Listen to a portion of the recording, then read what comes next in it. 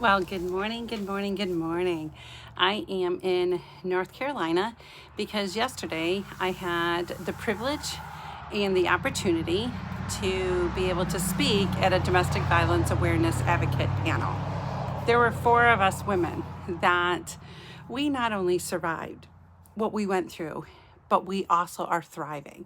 You know, some of us have been out of the abusive relationships for over 10 years. And you could see, and there was somebody there that wanted to make a comment. He didn't have a question, but he said, you can see that each one of you have peeled back the onions and the layers of the abuse that we went through. And what an amazing compliment that we don't carry, the stigma and wear the t-shirt and cry out that we are still victims of domestic violence, because we're not. We are survivors and we are thrivers.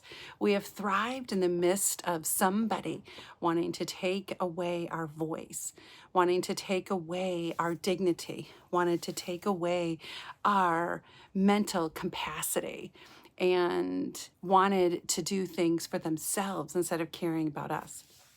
And there was a woman there, a counselor, that asked the question, what is the first thing that you would say to a victim that has been tortured or has been beaten down or has been taken advantage of or has been raped even in their own relationships and marriages? What would you say to a woman that has been financially bankrupt by an abusive person? What would you say to somebody that has their family that has been taken away from them, or they don't get an opportunity to have a voice? What would you say, to that person? What would you say to that woman that, 4 out of 10 women are abused, mentally, psychologically, physically, spiritually in our country, and 1 out of 10 men are abused, are victims of domestic violence? What would you say to those people?